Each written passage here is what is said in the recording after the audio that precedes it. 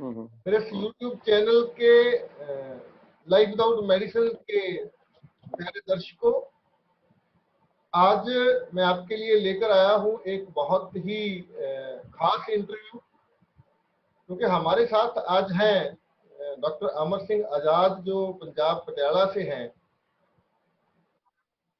पिछले बहुत लंबे समय से डॉक्टर अमर सिंह आजाद अपने लेवल पे एक वन मैन आर्मी की तरह एक लंबी लड़ाई लड़ रहे हैं। इस अंग्रेजी दवाओं के जो साइड इफेक्ट है या जो भी एलोपैथी का जो सिस्टम है, हालांकि डॉक्टर आजाद जी खुद उस सिस्टम का हिस्सा रह चुके हैं, तो आप सबके लिए ये बहुत सीखने वाली बातचीत होगी। तो मेरी आप सबसे रिक्वेस्ट है कि आप इस वीडियो को अधिक से अधिक शेयर भी करें और अंत तक देखें। हम जितनी भी बातचीत करेंगे तो आपके लिए काफी सारा कुछ सीखने के लिए होगा। डॉक्टर साहब जी, आपका बहुत बहुत स्वागत है, आपका शुक्रिया, आपने समय दिया। आपका शेड्यूल काफी बिजी है, तो मैं चाहता हूं कि आप दर्शकों को थोड़ा अपना इंट्रोडक्शन दे दीजिए। आप पटियाला से हैं, अमर सिंह आजाद, आप किसी हालांकि किसी भी पहचान के इंट्रोडक्शन के मोहताज नहीं है, लेकिन फिर भी मैं जानना चाहता हूं, मेरे दर्शक जानना चाहेंगे कि हेल्थ डिपार्टमेंट में क्या स्टेटस था आपका। नमस्कार जी सभी दोस्तों को। मैंने 1972 में मैंने एमबीबीएस किया पटियाला से, गवर्नमेंट कॉलेज पटियाला से, गवर्नमेंट मेडिकल कॉलेज पटियाला से। उसके बाद मैंने 1975 में एमडी किया पीडियाट्रिक्स का, यानी कि बच्चों का, और फिर उसके बाद 1981 में किया मैंने एमडी कम्युनिटी मेडिसिन। तो मैं गवर्नमेंट जॉब में रहा लगभग मतलब मान लीजिए 25 और 7 32 साल तो मैंने रेगुलर जॉब की। उसके अलावा जो पहले शुरू से ही एमबीबीएस करने के बाद भी जो जॉब थी वो भी पंजाब गवर्नमेंट की थी, लेकिन वो डिफरेंट कैपेसिटी में थी। लगभग मैंने अब मान लीजिए तो 40 साल 36-37 साल मैंने गवर्नमेंट की जॉब की, और बाकी एक्टिव रहा मैं।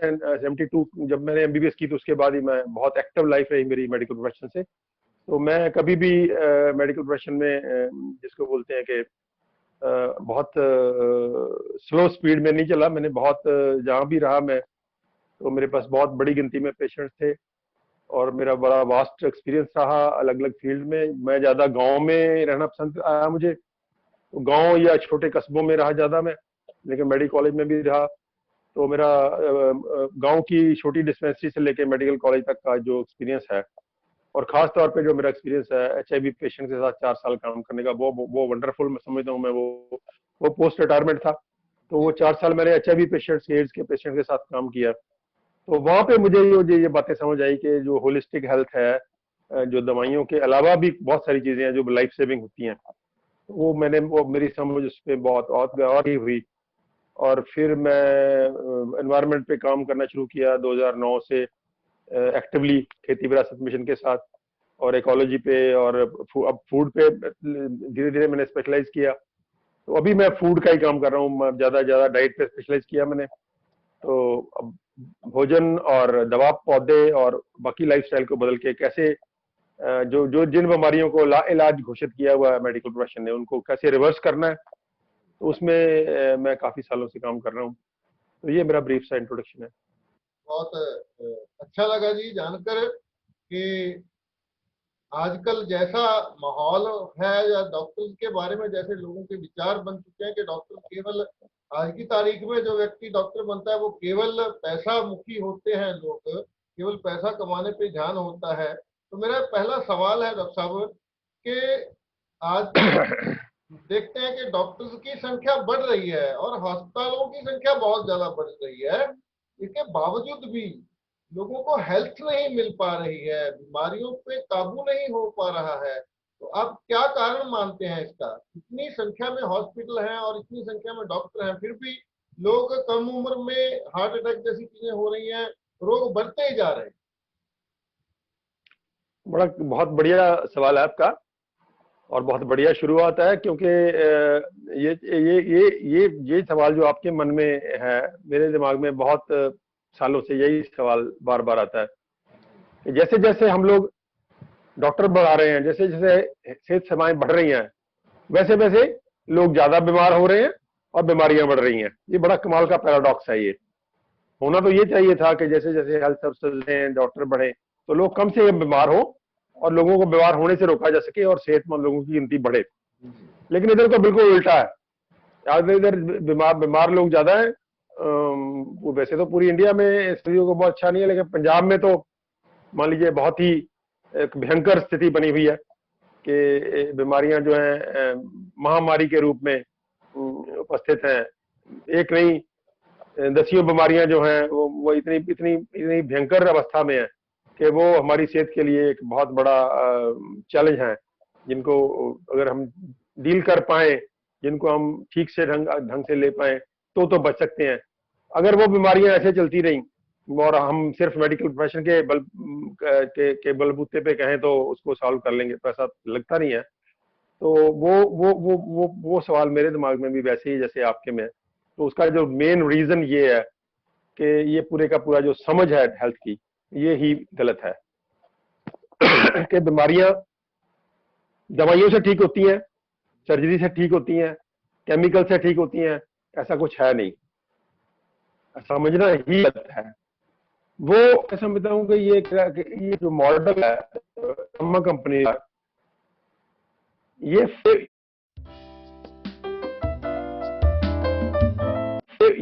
फार्मा कंपनीज का कॉर्पोरेट मॉडल है हेल्थ का। ये डॉक्टरों के ऊपर ठोसा जा रहा है। कहीं ना कहीं पिछले 50, 60, 100 साल से ये जो बड़ी बड़ी कंपनियां हैं, बड़े बड़े ये जो लोग हैं जिनके प्रॉफिट्स जो जिनके जो लूट खसूट जुड़ी हुई है हेल्थ से, उन लोगों ने पूरे का पूरा हेल्थ सिस्टम जो है वो हाईजैक कर रखा है। पूरी की पूरी रिसर्च हाईजैक कर रखी है, पूरे के पूरी मेडिकल कॉलेज के सिलेबसेस हाईजैक कर रखे हैं। और वो एक ही बात, एक ही एस्पेक्ट जो है कि दवाइयां ही सिर्फ हैं या सर्जरी है या हाईटेक मेडिसिन जो है, तो बड़ी बड़ी मशीनों से टेस्ट करो, महंगे महंगे बड़े बड़े अस्पतालों में दाखिल करो, महंगी महंगी और टॉक्सिक और जहरीली दवाइयां खिलाओ, और फिर भी अगर आदमी सीरियसली बीमार हो जाए तो आईसीयू में भर्ती करो, और लास्ट में उसके पूरी जिंदगी की कमाई उससे छीन लो, और वो नंग का नंग फिर बेचारा मर जाता है। तो ये पूरे का पूरा सीन हमारे आसपास में तांडव नृत्य जो हो रहा है, ये पूरे का पूरा हमारे आसपास में हम रोज फेस कर रहे हैं। तो ये मॉडल फ्लॉप मॉडल है।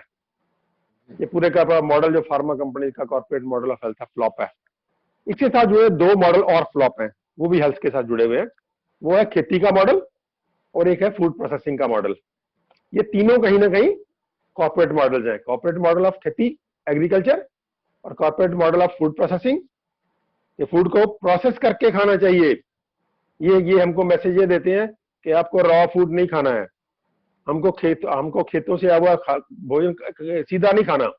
पहले हम लेके जाएंगे अपनी इंडस्ट्री में, अपनी फैक्ट्री में, उसको प्रोसेस करेंगे, फिर आपके पास लेके आएंगे सुंदर सुंदर डिब्बों में, तो फिर खाइए आप। तो इसकी अनेकों उदाहरणें पड़ी हैं, जो ज्यादा नहीं लेंगे, 2-3 उदाहरण ले लें हम। तो मान लीजिए ऑयल्स हैं, ऑयल्स में ये दूध से शुरू कर लें। दूध अमेरिका में आप सीधा दूध कच्चा नहीं खरीद सकते, किसी भी डेयरी से आप दूध नहीं ले सकते, बैंड है वहां। बेचना भी बैंड है और खरीदना भी बैंड है। बेचने वाले के ऊपर भी केस बन जाएगा और खरीदने वाले के ऊपर। वो कहते हैं ना जी, डेयरी से आप सीधा दूध नहीं ले सकते। क्यों? क्योंकि आप बीमार हो जाएंगे। हम आपका ख्याल रखते हैं सेहत का, आपकी सेहत के लिए जो जरूरी है कि हम वो दूध फैक्ट्री में लेके जाएंगे, उसको प्रोसेस करेंगे, उसको बॉटल्स में, प्लास्टिक की बॉटल में बंद करेंगे, फिर वो बड़े बड़े स्टोरों पे आएगा, फिर आप खरीदना। फिर आप ऑयल ले लो। घी का पहले एक मॉडल लाया गया कि देसी घी बहुत गंदा होता है, खराब होता है, आप डालडा घी खाइए, वो हम लेके आए हैं, वो बड़ा अच्छा है। उसमें हमने विटामिन ए और डी बहुत बढ़िया डाल रखा है और सेहत के लिए बहुत अच्छा है और बहुत बढ़िया रहेगा। तो वो पिछले 50 साल से वो लूट मची और बाद में वो प्रूव हो गया कि डालडा घी सबसे गंदा तेल है जो सबसे ज्यादा बीमार करता है। फिर ये रिफाइंड तेल लेके आ गए कि अब रिफाइंड तेल खाइए, कच्चे तेल मत खाइए। तो ये फिर चीनी गुड़ शक्कर मत खाइए। मुझे भी याद है बचपन में जब मैं छोटा तो गुड़ खाते थे हम लोग, ज्यादा की चाय बनाते थे। तो तब एक बड़ा एपिडेमिक की तरह आया कि ना जी, चीनी वाली चाय जो होती है वो अच्छी होती है, गुड़ वगैरह जो है आंखें खराब करती है और सेहत खराब करती है। तो बड़ा बड़ा फैलाया गया और अल्टीमेटली चीनी हमारी लाइफ में एक बहुत ही जिसके जिसके जिसके इकाई हमले की तरह वो छा गई पूरी चीनी। और अब आज आज हमें पता चल रहा है कि चीनी तो व्हाइट पॉइजन है। तो ये सारे का सारा जो है ये कहीं ना कहीं फूड प्रोसेसिंग का। तो ये तीनों जो मॉडल हैं, खेती का कॉर्पोरेट मॉडल, फूड प्रोसेसिंग का कॉर्पोरेट मॉडल और हेल्थ का कॉर्पोरेट मॉडल, ये तीनों के तीनों मॉडल जो मनुष्य जाति के भी दुश्मन है और नेचर के भी दुश्मन है। तो वो तीनों के तीनों एनवायरमेंट के दुश्मन है। इन सभी ने मिलकर के हवा खराब कर दी, पानी खराब कर दिया, धरती खराब कर दी, पूरी की पूरी इकोलॉजी डिस्ट्रॉय कर दी। स्पीसीज आफ्टर स्पीसीज गायब हो रही है, उनकी रिप्रोडक्टिव सिस्टम खत्म हो रहा है और जो हमारी सेहत है उसका तहस नहस कर दिया। तो ये तीनों कहीं ना कहीं जुड़े हुए हैं। तो ये तीनों को हमको बदलना है। हमको खेती में ऑर्गेनिक फार्मिंग लेके आनी है, वो आ रही है बड़े लेवल पे, लोग कॉन्शियस हो रहे हैं। हमको प्रोसेस्ड फूड नहीं खाना क्योंकि वो बैड फूड है, टॉक्सिक फूड है। हमको कोई प्रोसेस्ड फूड नहीं खाना और हमको सेहत के लिए कोई दवाइयां नहीं, जो जो जो केमिकल दवाइयां वो नहीं खानी। हम अपनी सेहत का ख्याल, हम अपनी सेहत को बहुत बढ़िया से रख सकते हैं हमारे फूड से, हमारे जो आसपास में हमारे जो मेडिसिनल प्लांट्स हैं, दवा पौधे, उससे हमको एक्सरसाइज करके, काम करके या और लाइफस्टाइल की चेंजेस करके। तो ये पूरे का पूरा फ्लॉप मॉडल है। इसकी जगह नए मॉडल आ रहे हैं तीनों के और वो मॉडल हमको अडॉप्ट करने हैं। जी डॉक्टर साहब, बहुत अच्छा लगा, आपने काफी विस्तार से ये तीनों चीजें, खेती का और प्रोसेस्ड फूड और हेल्थ, तीनों जुड़े हुए हैं आपस में। तो इन्हीं को मिलाकर ही हेल्थ बनती है। अगर सारी तीनों चीजों पे काम करना होगा तभी हम हेल्थ के बारे में, अच्छी हेल्थ के बारे में सोच सकते हैं। तो एक सवाल है जी मेरा कि आजकल जो प्रैक्टिस चल रही है वो ये है कि पेशेंट जाता है डॉक्टर के पास, एक दवा से बात शुरू होती है, धीरे धीरे धीरे धीरे 20-20, 25-25 दवाएं पेशेंट खाना शुरू कर देता है। तो क्या हम ये मान सकते हैं कि जिस तरह से दवाओं की मात्रा अगर बढ़ रही है मरीज की, तो ये माना जाए कि वो दवा मरीज को और बीमार कर रही है ठीक करने की बजाय? क्या कहना चाहते हैं आप? ये मानने वाली सिर्फ बात नहीं है, ये प्रूव हो चुका है। जी ये प्रूव हो चुका है अमेरिका में। हमारे यहाँ तो अंकड़े वंकड़े खास है नहीं, बढ़िया। अमेरिका में हार्ट की प्रॉब्लम के बाद और कैंसर की प्रॉब्लम के बाद नंबर 3 किलर मेडिसिन हैं। थर्ड बिगेस्ट किलर, जो थर्ड बिगेस्ट किलर है वो टॉक्सिसिटी, ड्रग टॉक्सिसिटी और हॉस्पिटल इंड्यूस्ड जो साइड इफेक्ट्स हैं वो है। तो ये प्रूव हो गया, अंकल स्टडीज होगी इस पे। तो ये बहुत बड़ा किलर है। और अभी अभी एक के बाद एक आ रहा है दवाइयों के बारे में कि बहुत दवाइयां बहुत बड़ी किलर हैं। डायबिटीज की दवाई के बारे में आ गया कि दवाई, अगर डायबिटीज को आप दवाइयों से ठीक करते हो तो आप अपनी उम्र बढ़ा नहीं रहे, कम कर रहे हो। ये प्रूव हो गया, प्रूव हो गया कि ये। और जो वो स्टडीज कहती हैं कि वो जो व्यक्ति हाई शुगर को अनट्रीटेड लेके फिर रहा है वो ज्यादा बेटर है एज कंपेयर टू उस व्यक्ति के मुकाबले में जो दवाइयों की मदद से अपनी शुगर को, रीडिंग को तो नीचे ला रहा है लेकिन हेल्थ उसके पास नहीं है। ना तो वो ज्यादा हेल्दी है, हेल्दी भी कम है उससे जो ट्रीट नहीं कर रहा, और मर भी पहले रहा है। इसी तरह बीपी के बारे में प्रूव हो गया, ब्लड प्रेशर की दवाइयां जो, इसी तरह ये प्रूव हो गया कि जो हम कोलेस्ट्रॉल वाली दवाइयां खा रहे हैं, सबसे बढ़िया, सबसे ज्यादा बिकने वाली दवाई है आजकल कोलेस्ट्रॉल वाली दवाई, कोलेस्ट्रॉल कम करने की दवाई। और उसके बारे में प्रूव हो गया कि वो फ्रॉड दवाई है, उसको नहीं खाना चाहिए क्योंकि कोलेस्ट्रॉल कोई बीमार नहीं करती। वो स्टडी सारी फ्रॉड थी कोलेस्ट्रॉल वाली, और पूरे का पूरा फ्रॉड सिद्ध हो चुका है। और अभी गवर्नमेंट खुद कह रही है, अमेरिकन गवर्नमेंट, कि आप कोलेस्ट्रॉल खाओ जितनी मर्जी, कोई प्रॉब्लम नहीं है। तो ये सारे का ऑलरेडी प्रूव्ड है कि दवाइयां आपको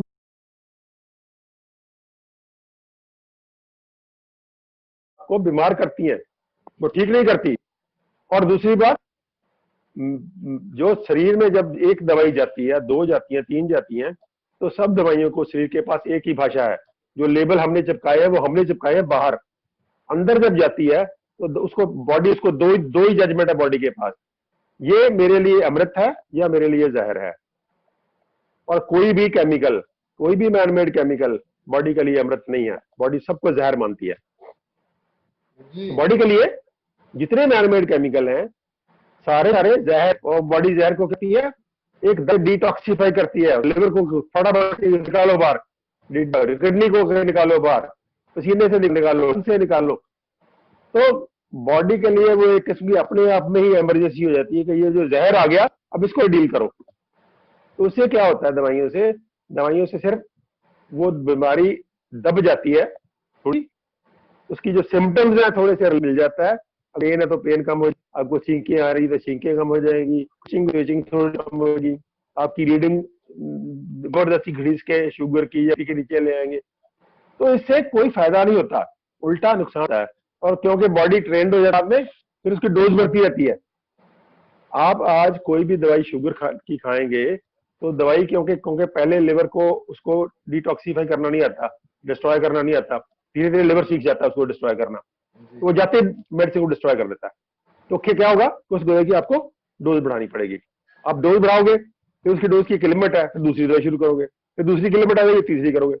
तो जब तक पेशेंट हमारे पास आता है इतनी तेजपाल जी इतनी मिजरेबल हालत में आता है बेचारा, 20-25 दवाइयां, वो 5-6 सुबह खा रहा है, 6 दोपहर को खा रहा है, 5-6 रात को खा रहा है, उसको याद रखना भी मुश्किल होता है। बेचारा लिख के उसमें डाला होता है कि ये भी मुझे सुबह खानी है, ये शाम को खानी है, और वो पेशेंट हाथ जोड़ता है जी दवाइयों से छुटकारा करवा दो, बीमारी तो जो है क्योंकि दवाइयों की फिर हैबिट बन जाती है। नींद की दवाई उसकी हैबिट फॉर्मेशन है, पेन की दवाई है उसकी हैबिट फॉर्मेशन है, जो भी आप दवाई खाओगे उसकी, आज ये गैस वाली जो दवाई है, गैस वाले में रोज खाते खाली पेट वाली गोली, वो खाने लगोगे फिर छूटती नहीं, तो आपका सिस्टम हैबिचुअल हो जाता है, फिर आप छोड़ोगे तो तकलीफ होगी, तो फिर आप छोड़ते। तो ये सब कुछ चक्कर है जिसमें बीमारी से तो फंसते तो दवाइयों से और ज्यादा फंस जाता है। तो बीमारी पेशेंट की मिजरी ऐड करती है, टेम्पररी थोड़ा सा रिलीफ देती है, वो टेम्पररी रिलीफ की वजह से पेशेंट अट्रैक्ट हो जाता है, लेकिन लॉन्ग टर्म पेशेंट कोई हेल्थ वेल्थ नहीं देती कोई उसको लॉन्ग टर्म में, और लूट्स अलग है उसकी बेचारे की।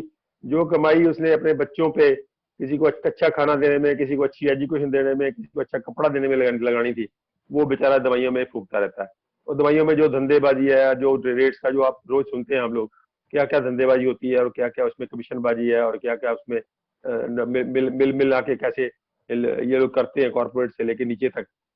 तो ये सारे का सारा लूट का धंधा है और बीमारी का धंधा है। तो इसलिए इन दवाइयों से हमको बाज आना है, इन दवाइयों की कोई जरूरत नहीं है, तो उसको दवाइयों के बिना हमको सेहतमंद रहना सीखना है।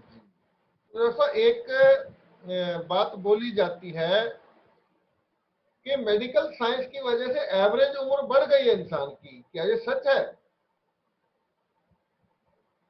नहीं, देखो दो चीजें होती हैं, एक होती है एवरेज एज, एक होती है लॉन्गेविटी, उम्र की लंबाई। वो दोनों चीजों में हम कंफ्यूज कर जाते हैं, इसलिए वो अंकड़े हमको समझ नहीं आते।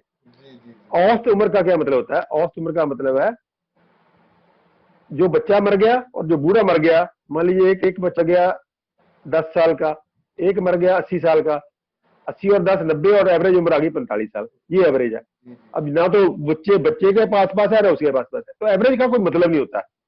एवरेज एज इसलिए बढ़ रही है कि हमारी यंग डेथ थी वो कम हो रही है। वो कम क्यों हो रही है?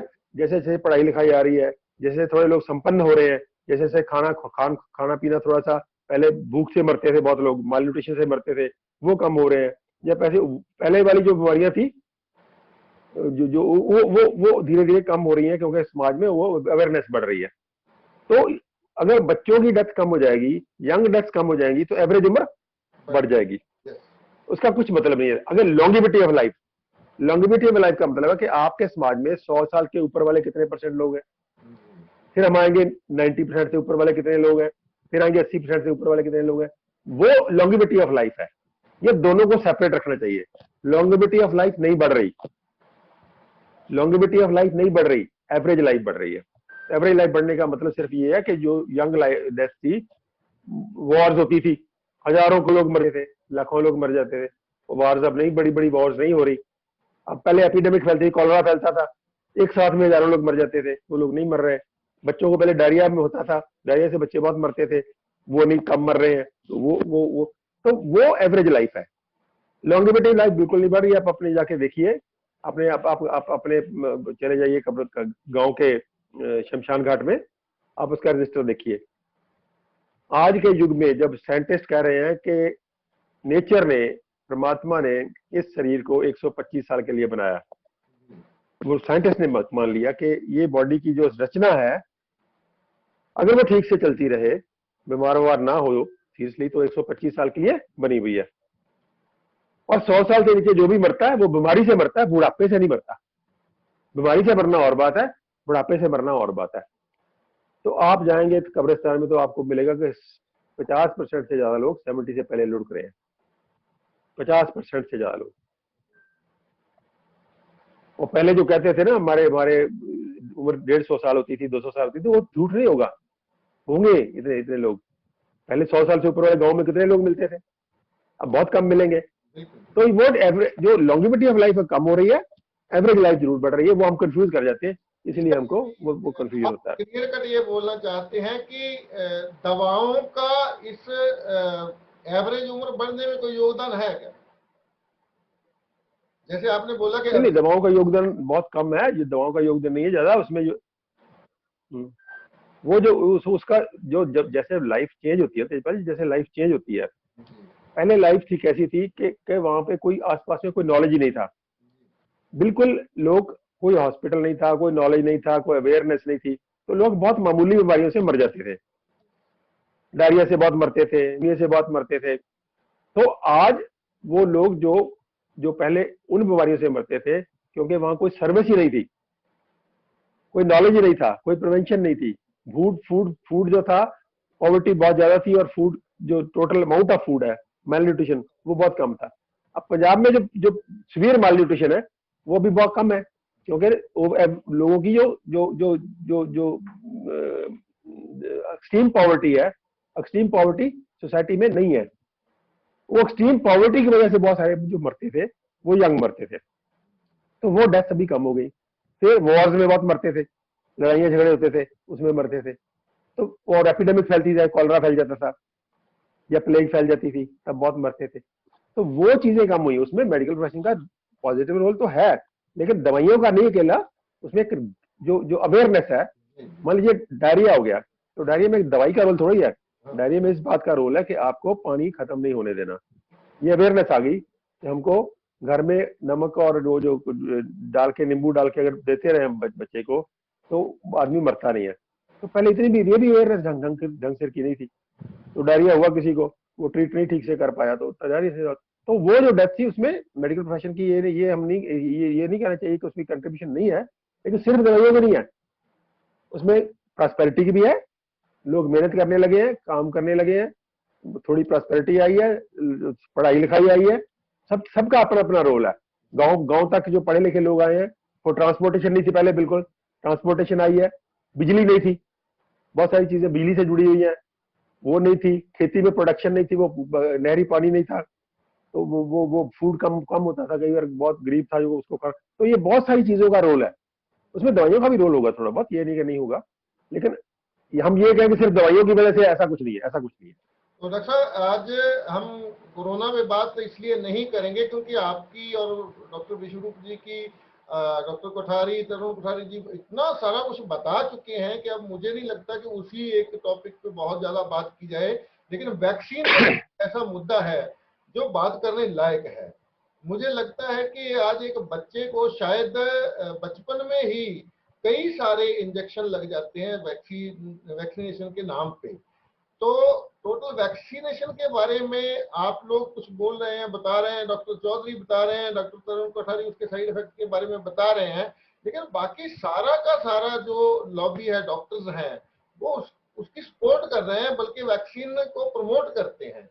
तो क्या वैक्सीन के बारे में, वैक्सीन के साइड इफेक्ट के बारे में आप थोड़ा सा बताएं जरूर हमारे व्यूअर्स को, ताकि लोग तो इंतजार कर रहे हैं कब कोरोना का वैक्सीन आए, कब हम लगवाएं, तो ये जरूरी है। देखो, लोगों की को हमको ब्लेम नहीं करना चाहिए, लोगों का कोई कसूर नहीं इसमें, क्योंकि लोगों को तो जो कुछ इंफॉर्मेशन दी जाएगी वही लोग मत सही मानेंगे, और इंफॉर्मेशन कौन दे रहा है और कैसे आ रही है ये हम जानते हैं सब लोग, ठीक है ना। इंफॉर्मेशन के जो जो जो वो इंफॉर्मेशन लाना चाहते हैं उनके लिए बहुत सारा तरीके ओपन है, जो चीख चीख के चिल्ला चिल्ला के कह रहे हैं ये सारा कुछ, लेकिन जो लोग साइंटिफिक बात उसकी उसके खिलाफ कर रहे हैं, जो उसकी उसको उसको ठीक नहीं मानते, उनको नहीं बोलने दिया जा रहा है। इवन यूट्यूब पे डेली वीडियोस ब्लॉक हो रही हैं। तो ये कहीं ना कहीं इंफॉर्मेशन का जो इसको इंफॉर्मेशन इंपीरियलिज्म बोल सकते हैं हम लोग। ये इंफॉर्मेशन इंपीरियलिज्म है कि इंफॉर्मेशन को पर्टिकुलर टाइप के लोगों को ही इंफॉर्मेशन देने दी जा रही है, बाकियों को नहीं देने दी जा रही, उनको ब्लॉक किया जा रहा है। ये कोई साइंटिफिक संवाद नहीं है। संवाद क्या होता है? संवाद है कि आप सबको सुनो, आप सबको बराबर की अपॉर्चुनिटी दो। जो ये कह रहे हैं कि वैक्सीन बहुत अच्छे हैं, उनको भी दो अपॉर्चुनिटी बोलने की, और जो कह रहे हैं कि इसमें ये प्रॉब्लम है, उनको भी दो। आप बिल्कुल कोई थोड़ा बहुत फर्क हो तो भी चल जाए, लेकिन बहुत वास्ट डिफरेंस है। जो लोग एक पर्टिकुलर टाइप की साइंस लेके आना चाहते हैं, वो वही मॉडल है, वो दवाइयों वाला। अभी वो दवाइयों वाला मॉडल फ्लॉप हो रहा है, फूड प्रोसेसिंग वाला मॉडल फ्लॉप हो रहा है, और खेती वाला मॉडल फ्लॉप हो रहा है। तो उनको लगता है कि आने वाले 25 सालों में हम तो गए। आप सोच के देखो कि ये तीनों सेक्टर में अगर कॉर्पोरेट माइनस हो जाए तो उनके पल्ले क्या है? खेती में कॉर्पोरेट का क्या रोल है? फूड प्रोसेसिंग में कोई जरूरत नहीं है हमको खेत से सीधा खाना आए, या जो घर में प्रोसेसिंग करते हैं, या छोटा स्मॉल स्केल पे कोई भी फूड हमको बड़ी इंडस्ट्री में जाके प्रोसेसिंग करने की जरूरत नहीं है। Same is true about drugs, pharmaceutical के बारे में। फार्मास्यूटिकल के बारे में अगर हम जो कह रहे हैं वो उसको समाज अडॉप्ट कर ले तो 80% दवाइयां उड़ जाएंगी।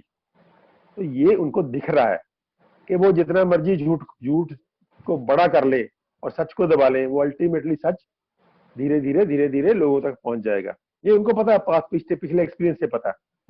तो इसके लिए वो वरीड है, बहुत चिंतित है कि आने वाले समय में एग्रोकेमिकल भी कम होंगे, फूड प्रोसेसिंग वाली बात भी कम होगी, और फार्मा कंपनियों वाली बात भी फेल होगी। तो ये उनको चिंता है कि आने वाले समय में हम जो इतना बड़ा एम्पायर खड़ा कर रखा है हमने, हम कहाँ जाएंगे। तो वो एम्पायर को बचाने के लिए वो वैक्सीनेशन उनके लिए बहुत बड़ा एक सोल्यूशन है। वैक्सीनेशन उनके लिए, क्योंकि वैक्सीनेशन बहुत ही टेक्निकल इश्यू है। वैक्सीनेशन इतना हाईली टेक्निकल है कि आम आदमी को ये समझाना ही बड़ा मुश्किल है, क्योंकि ये बड़ा अच्छा लगता है सुन के कि आप वैक्सीनेशन दो बच्चे को और बच्चा हेल्दी हो जाएगा। बड़ा अच्छा लगता है, कौन नहीं चाहेगा? सब लोग, हम भी चाहेंगे अगर हो तो अच्छा। अगर ये सच हो तो हम क्यों नहीं चाहेंगे? हम भी चाहेंगे कि ठीक है वैक्सीन ले लो और तंदुरुस्त रहो। लेकिन क्या ये अंकड़े सपोर्ट करते हैं? बिल्कुल नहीं करते।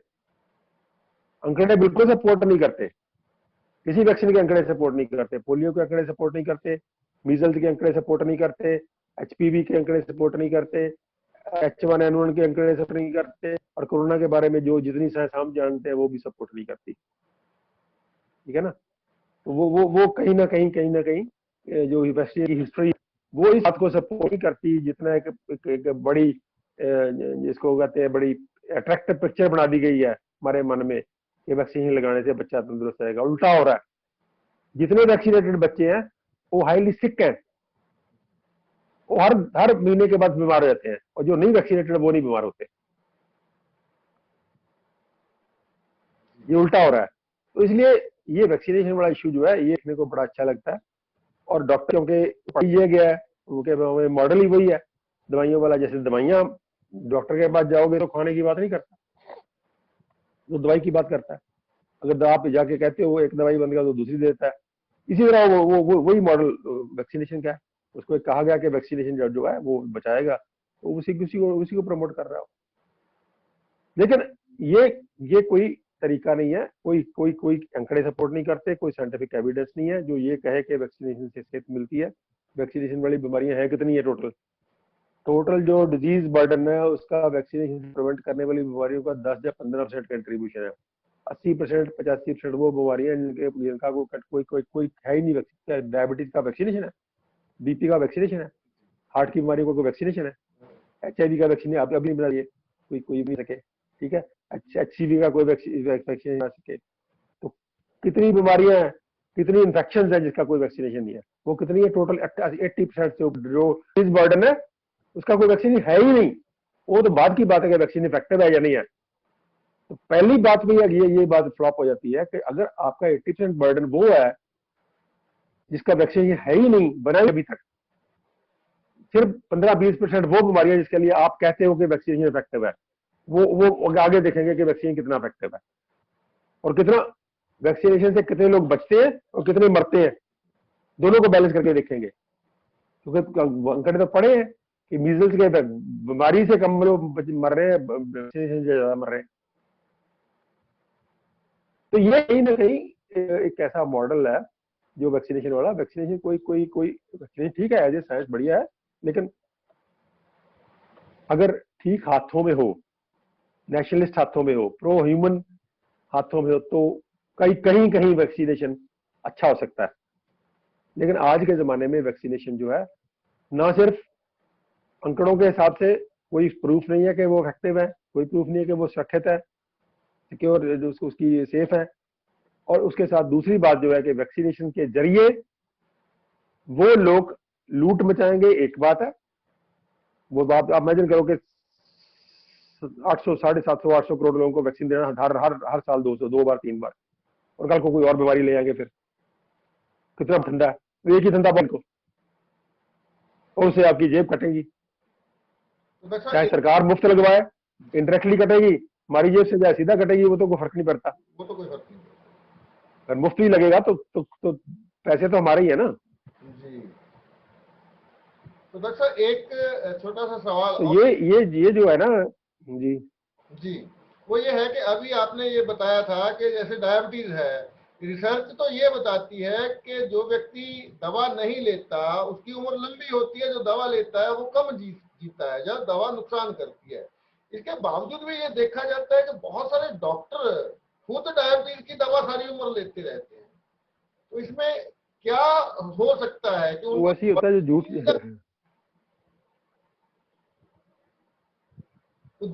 जानकारी की कमी है, या मतलब वो क्यों लेते हैं दवाई?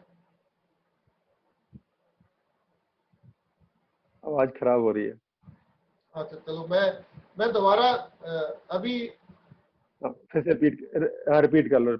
हाँ मैं रिपीट कर रहा हूँ कि डायबिटीज वाली गल बात रिपीट कर। जैसे आपने बताया कि डायबिटीज के मामले में जो लोग दवा नहीं खाते हैं उनकी जिंदगी लंबी होती है, जो दवा खाते हैं उसके साइड इफेक्ट से उनकी वो जल्दी मरते हैं, जो दवा खाते हैं लोग। तो देखा गया है कि बहुत सारे डॉक्टर ही डायबिटीज की दवा खा रहे हैं। तो उसकी क्या वजह मानते हैं? उनको ये सारी नॉलेज तो है, ऐसा तो हो नहीं सकता कि उस रिसर्च के बारे में उनको नॉलेज नहीं है या दवा के साइड इफेक्ट के बारे में नॉलेज नहीं है। क्यों एक डॉक्टर ये जानते बूझते हुए भी सारी उम्र डायबिटीज की दवा खुद खा रहा है? हाँ नहीं, ये ठीक कहा आपने। दवाई खाते रहते कोई झूठ को अगर प्रचारते रहोगे झूठ आपके ऊपर भी, तो वही आप कन्विंस भी हो जाते हो ना। दूसरी बात, बहुत सारे डॉक्टर्स हैं वो जो एक्सरसाइज करते हैं, फूड अच्छा खाते हैं, वो सिर्फ आ रहे हैं, ऐसी वो बात नहीं, लेकिन पेशेंट्स के लिए नहीं। उनकी अपनी लाइफ में अलग तरीके से डील करते हैं वो, और पेशेंट की लाइफ में अलग से डील करते हैं। दोनों तरह के लोग मैंने देखे हैं। ठीक है, बाकी वो दवाइयाँ भी खाते हैं, लेकिन वो एक्सरसाइज भी बढ़िया बढ़िया करते हैं। और मैंने देखे हैं डॉक्टर कितनी कितनी एक्सरसाइज करते हैं, कैसे फूड खाते हैं वो। तो ऐसी बात नहीं है, वो पेशेंट के लिए नॉर्मल लग गया और अपने लिए नॉर्मल लग गया। और मेरे पास भी आते हैं लोग जो मेरे से दवाई ले रहे हैं, फूड की एडवाइस वो भी ले रहे हैं, खुद डॉक्टरों को, पेशेंट को दवाइयाँ दे रहे हैं, लेकिन खुद डाइट से कर रहे हैं। ऐसे भी हैं, सभी तरह के लोग। तो डॉक्टर साहब, अंत में आप कोई मैसेज अपनी तरफ से देना चाहेंगे दर्शकों को? एक उसमें मैं सवाल के तौर पे नहीं रखूंगा, आप उसमें हम किस तरह से लोगों को, इतना ज्यादा प्रेशर है, इस बात का प्रचार इतना है कि लोग दवाओं से पीछे हो जाएं, उसके लिए क्या मैसेज देना चाहते हैं? लोगों को क्या करना चाहिए कि उनको दवाओं से पीछा छूट जाए?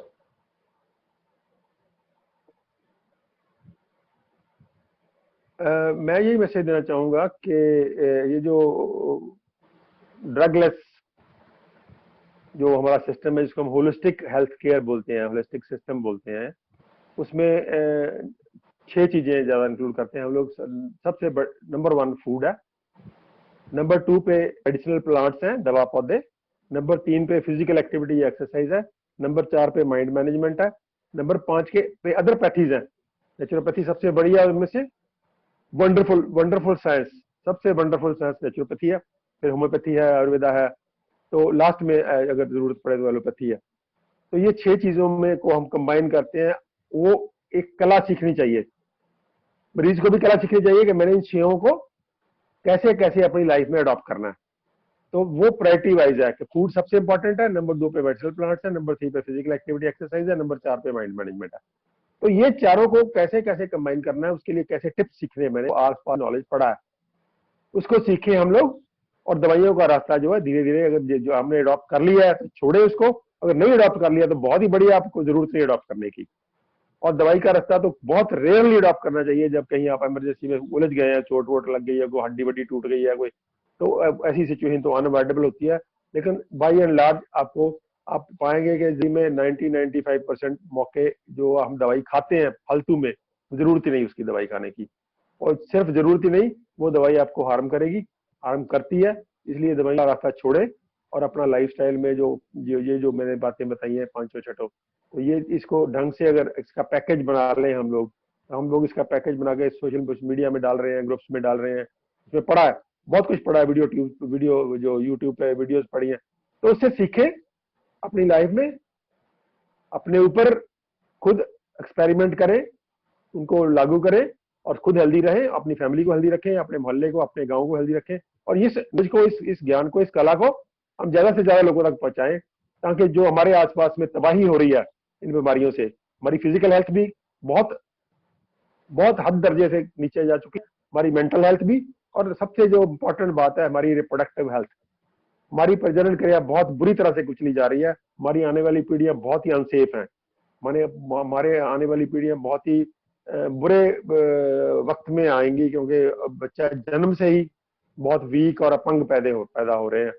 तो ये सारे का सारा जो बर्तारा है, उसको रोकने का एक ही तरीका है कि हम अपने लाइफ में जो हेल्दी रहने के जो विज्ञान आया है ये पिछले 30 सालों से, ये कोई मैं नहीं लेके आया इसको, या कोई विश्वरूप राय चौधरी नहीं लेके आया, ये चाइना स्टडी से बहुत प्रोमिनेंट हुआ था। वैसे तो हमारे शास्त्र में, हमारे आयुर्वेद में तो बहुत पुराना है, हजारों साल पुराना है ये, लेकिन इसकी रिवाइवल हुई है, जिसको कहते हैं दोबारा से। फिर तो 85 चाइना स्टडी जब हुई 85 में, तो पिछले 30 साल से मान लें हम लोग कि 30 साल से ये साइंस जो है पूरी दुनिया में छा रही है। अभी बहुत से लोग इसकी तरफ अट्रैक्ट हो रहे हैं। हम इंतजार ना करें, हम ज्यादा से ज्यादा इस साइंस को अडॉप्ट करें। और जिसको अगर मेरी हेल्प की अगर जरूरत हो तो मेरी सर्विसेज अवेलेबल है, मेरे ग्रुप्स हैं, हमारा व्हाट्सएप है, ग्रुप्स हैं, यूट्यूब है, पटियाला में पेशेंट्स भी देखते हैं, नेचुरल क्योर सेंटर का क्या हमने एक सेंटर खोला, वहाँ पे हेल्प करते हैं पेशेंट्स की दवाइयाँ छोड़ने में, ऑनलाइन सर्विस भी दी हुई है ना, ऑनलाइन कंसल्टेशन भी करते हैं। तो ये पूरे का पूरा आसपास में हमारे ज्ञान है, उस ज्ञान को इस्तेमाल करें और हेल्दी रहें। दादा वैसे तो मैंने आपसे लास्ट मैसेज ले लिया था, लेकिन एक चीज चलते चलते मैं बोलना चाहता हूँ, मतलब पूछना चाहता हूँ आपसे, आपकी उसके बारे में क्या राय है। क्योंकि मुझे ये लगता है कि physical health, mental health and social health, ये तीनों चीजें कहीं ना कहीं जुड़ी हुई हैं। तो आज जैसे हम देख रहे हैं कि किस तरह से बिल्कुल जो रूलिंग क्लास है वो लोगों को दबाने की या गुलाम बनाने की कोशिश कर रही है, तो लोगों को क्या करना चाहिए? उनको अवेयर होकर आप उनको संगठित होने का कोई मैसेज देना चाहते